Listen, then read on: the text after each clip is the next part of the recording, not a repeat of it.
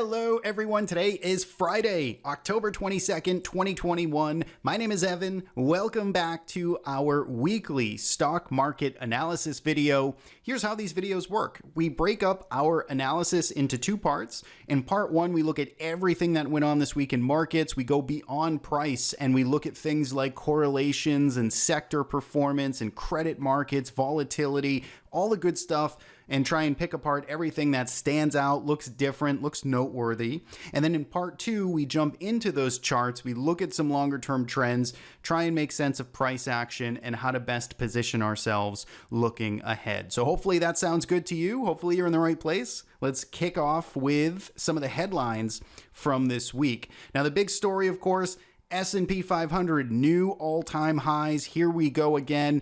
Happened fast, happened a bit stealthy, and we are back to all-time highs in the major averages, or at least the S&P 500, or we're sort of flirting around those levels or areas in many of the ETFs and averages. That is, of course, while earnings season is underway, kicking into motion here. We have some pretty interesting reports, actually. We've got mixed reactions. Of course, the story here on Friday, or I guess Thursday after the close, was Snap and its earnings miss, or I guess it actually beat on earnings, but it was the guidance on what it's projecting looking out into future quarters. That was really a disappointment for the market, and that sunk a lot of technology, social, software type of names heading into the weekend. And it hasn't all been bad, so it's been mixed, right? Netflix had a good reaction to their report, and there's been plenty of other stocks that are working higher after reporting. And, you know, the proof is obviously in where the major averages are right now, and they are still near or at all-time highs. So far, things are kind of trucking along, but we have a lot more earnings coming out over the next 5 or 10 days. The US dollar also rolling over, and that is noteworthy. We'll talk more about that a little bit later in this video. So if we take a look at performance, right-hand column here was the 1 week numbers. You can see everything was in the green, and it was a pretty even race actually this week. We were all up in terms of major U.S. averages, about 1%, 1 to 1.5%. The S&P 500 was in the lead. Russell 2000 lagging the most, but still up over 1%. World stocks were up as well. And then take a look at the 1 month numbers here. Everything also back into the green. So the stock market is obviously climbing and clawing back here as we race into the fourth quarter. And when we look at market internals, so if we ask ourselves, should we believe what the major averages are telling us? What is the average individual stock telling us? And you can see that we are getting some good improvement here in this chart. So the top row is the 52-week highs minus lows. You can see we're back into triple digit days here for a total of 671 net 52-week highs made this week versus lows, or minus the lows.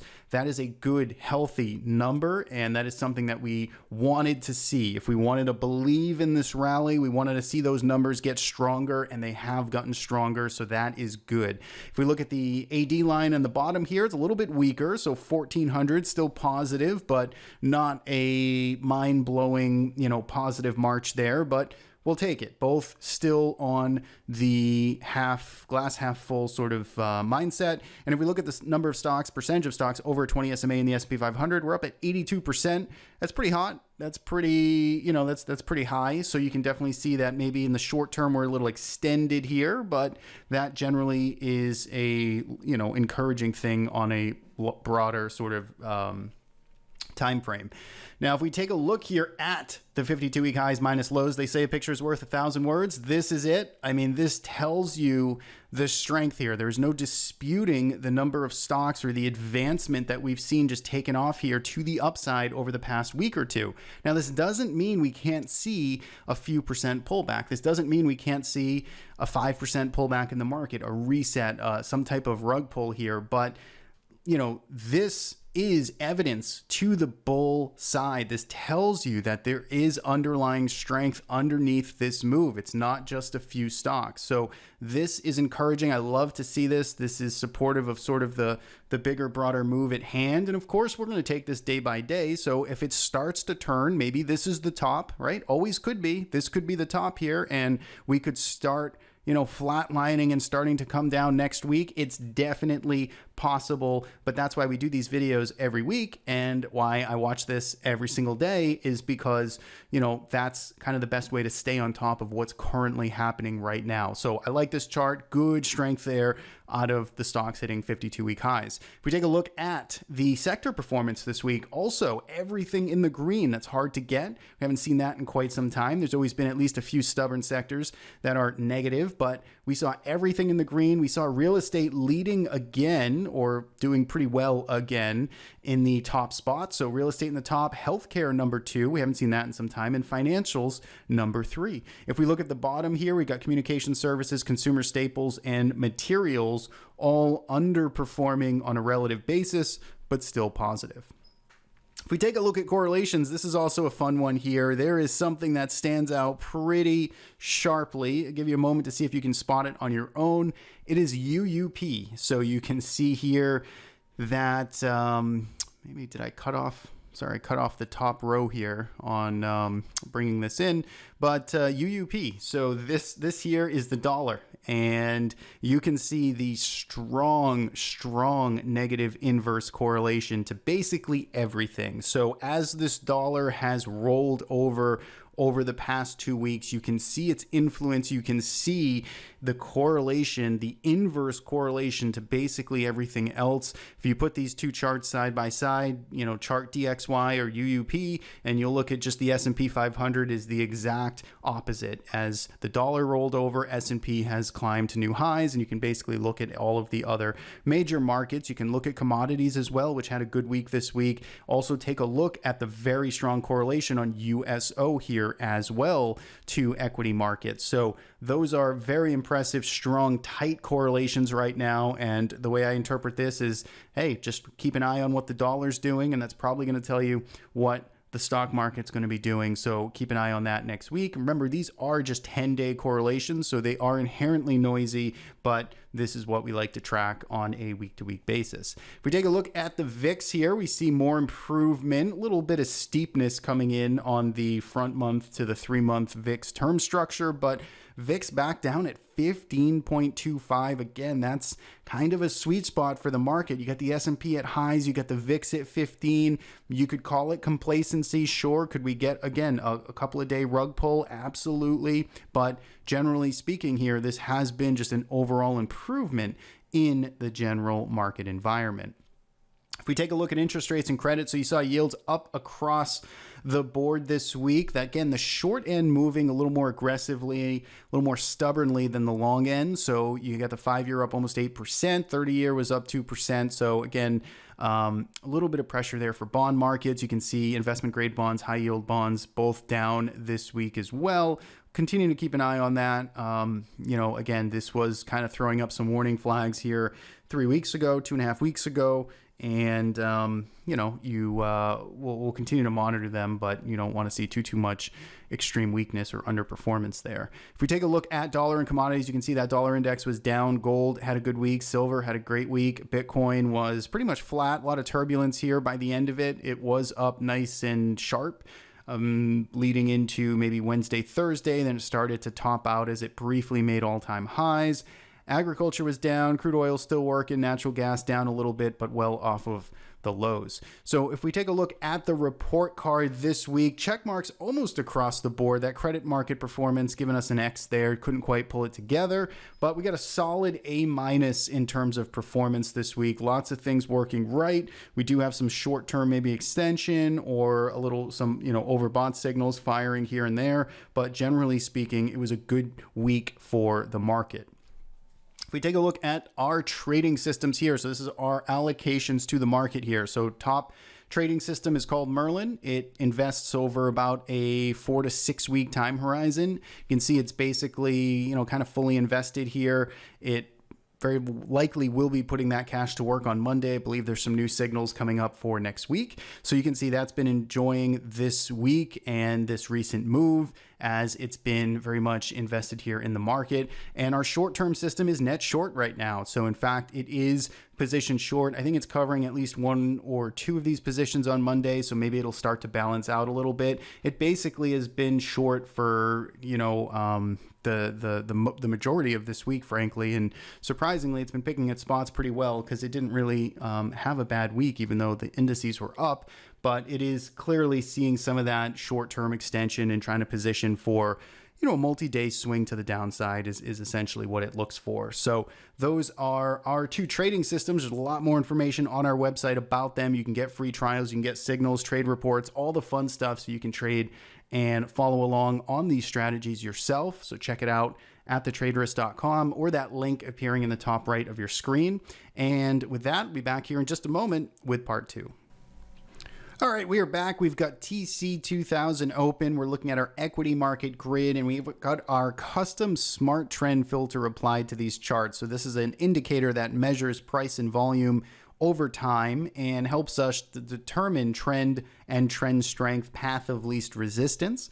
And we're looking at a weekly time frame right here to start off our analysis. So when we look here at the weekly time frame, if we're looking at our simple sort of trend heuristic here on the smart trend filter, you can see that we're still getting all of the same readings that we had last week. So there's been no structural, no change in the outlook here based on this indicator. We're still in the chop zone here for the S&P 500, and that's even despite the fact that the S&P 500 made its way back up to new highs. So again, this is an indicator that moves a little bit slower on the weekly time frame. It's designed that way. It's designed to reduce the whipsaw, the noise of trend following. That's its entire purpose, frankly.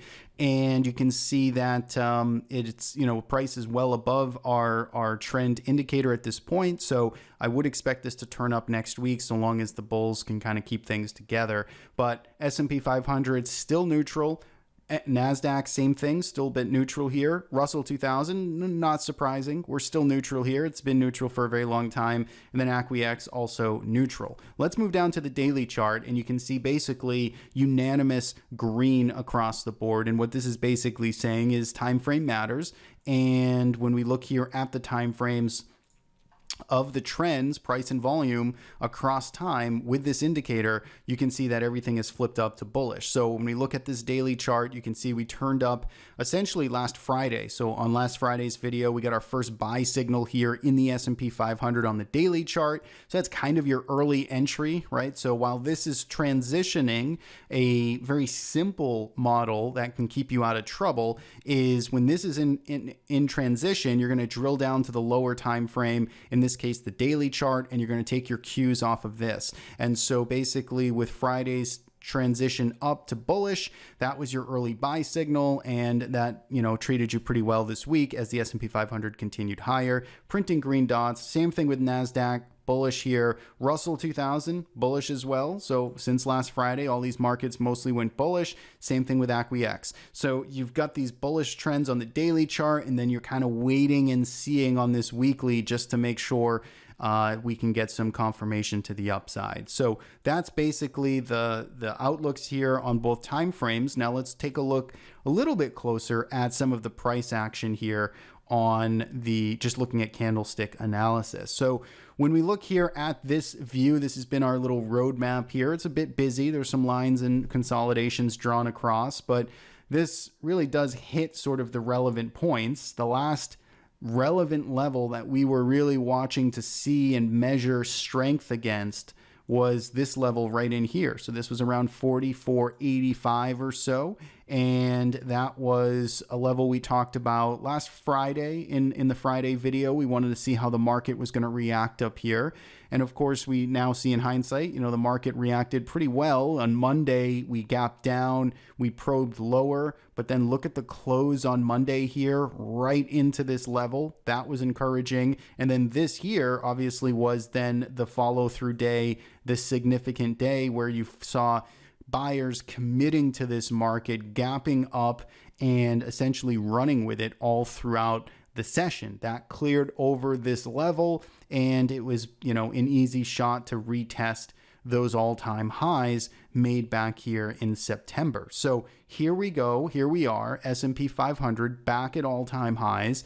It's had a very quick 5% rally over 7 days. So the move has happened very, very quick. And now we are clearly, a bit extended. We can throw Bollinger Bands on here. That's not the S&P 500. If we can throw Bollinger Bands on here, and you can see we're riding kind of the upper 2 and 20. I mean, that is a point of strength. So during strong runs to the upside, you will often see the S&P 500 kind of riding that upper Bollinger Band, and it rarely kind of stays outside of it, but it can often, just kind of glide along underneath it as it expands higher. And that's kind of what we're seeing right now. Now, of course, like we talked about, throw an RSI, take a look at the 5-day movement, whatever you want, you can see that we are, we've covered a good amount of ground here over the past 5, 6, 7 days, and we are back at those all-time highs. So a check back even to this 44.85 level would be perfectly reasonable. In fact, it's, only a 1% move, 1.25% move from where we are right now. But I mean, you could envision that a market that kind of comes back down here next week and then, finds some support, dances around for a little bit, and then, ultimately makes that run into November, into the holiday time, back up towards highs. That would be a great path that the market could take, kind of shake out some people, maybe think that we're double topping up here at highs, and, do a little zigzag, and there you go. So S&P 500, I mean, that's kind of the roadmap I'm looking for. Ultimately, I want to see how it just acts up here as it's making these new highs, and then I'm going to just kind of measure and map that. This still is the relevant lower level that I'd be paying attention to. So, that's basically what has my attention at this time. Otherwise, lots of clear skies above this market if it continues its run, its strength. If we take a look at the Russell 2000, so the Russell 2000 here, again, really not a whole lot has changed from the grand scheme of things. This has been consolidating since February when this topped out, or I guess early March, and it's been just still in this chop zone. Obviously now it's working itself back up to kind of the top end of this recent range. It hasn't spent, since June, hasn't been able to really stay over 229, 230 area. So that's really what would get me much more excited about this, if it can start clearing above here. I did start a position in here and then added to an IWM position last week, I believe it was. And I would potentially add more if it can show some strength over 229, 230.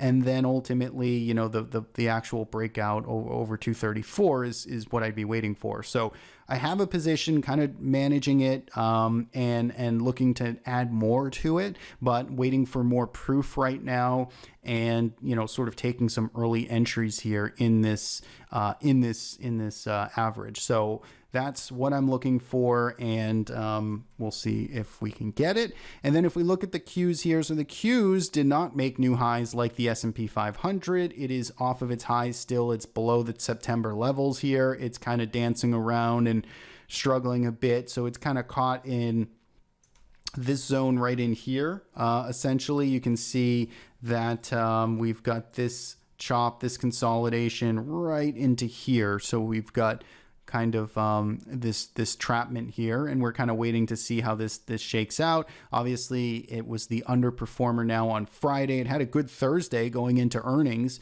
and obviously the Snap news derailed, I think, took the wind out of a lot of the, Facebook had kind of had its own little decline here that it's been in, but certainly, across the board, you could look at some different companies here and see that just a lot of the momentum and excitement got taken out a little bit on Friday. So we'll have to see how, this shakes out here. But generally speaking, it's still holding up pretty well. I mean, it's digesting some bad earnings reactions, and Qs are at least holding up right now. So we'll see how more earnings treat this average, but for now things are holding up. Let's see if it can clear its way over 379 or so. That's going to be the big area to pay attention to, and if it can do that, then I don't see why it can't be very quickly back up to highs. But this is the bigger area that I'd want to see it move above. On the downside, you get the 365 down here, so there's some room, about 9 points below where we're currently trading, and that's what I'd pay attention to see if we could put in some type of higher low structure, and for buyers to keep up this trend momentum off of the lows. So that's the read, that's the interpretation there on the markets. Overall, things look pretty good, little overheated, little extended in the short term, but generally speaking, things are looking good. I talked about the dollar at the start of this because the dollar, we talked about the inverse correlation, kind of showed you what this looks like relative to what the S&P 500 has looked like. And you can see the dollar, which is getting really exciting here as it was starting to break through and continue at new year-to-date highs, is starting to roll over. And it's still holding its longer term kind of structure. It's still in an uptrend since June. And so we'll see how this shakes out here, how this 25 area shakes out. But clearly, it's starting to break down and move lower a bit. And we'll want to pay attention to this into next week. We can also take a look at the VIX, which is down at 15, almost. In fact, yesterday or Thursday, we essentially saw the lowest close here for the VIX, I believe, all year. It was really close. Maybe July had one day. This is basically, essentially in a stone's throw away from all-time closing lows for 2021. So that was impressive and encouraging to see that fear is coming out of the market, that the hedgers aren't coming out aggressively up here at these highs. So that to me I think is good.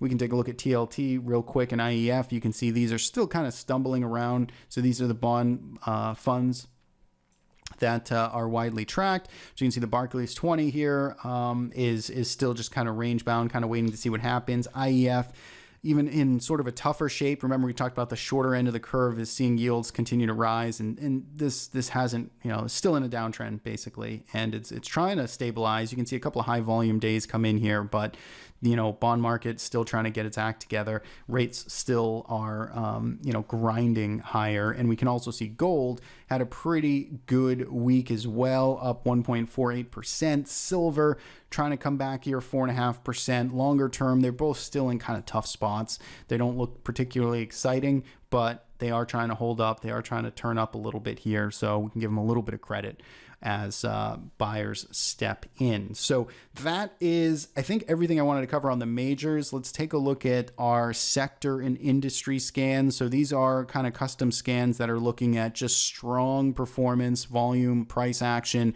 out of industries and sectors of the market. And so if we run through our list here, we've got 14 names on the bullish side. So you can start with Diagnostics and Research. You can see, again, just good volume coming in, heavy volume coming in, nice strong close. Looks like a nice little pullback setup off of highs. And now we're trying to put in that higher low and resume higher here. So that has a good week. Packaged foods trying to get its act together. This one's been in a sell-off for the past couple of months. It's trying to stabilize here and work higher. We also saw good volume coming in broadcasting as it tries to get back up towards new all-time highs. Software breaking out to new highs. Capital markets, so financial sector, new highs, heavy volume. Railroads really moving pretty sharply here for the third week in a row. We're just getting more and more kind of bullish, or more and more expansion to the upside. So railroads doing well, computer systems doing well, back to financials, asset management doing well, chemicals. So you're getting a nice diversity here now. Basic materials, not many basic materials on this list, but specialty chemicals working. Engineering and construction, this is an interesting one. This one's got some nice consolidation here, nice expansion higher. Take a look at some of the stocks in that list. There's 40. So if I zoom down here, you can see there is a good set of stocks to do some homework on this week. Maybe you can find some good outperformers there or some relative strength within this industry. And let's run through a couple more. Integrated shipping and logistics. So this had some tough handful of months, and it is now coming back pretty strong. Got some REITs on here, got some auto and truck dealerships breaking out to new highs here. This is a nice consolidation. Keep an eye on this one, working itself higher.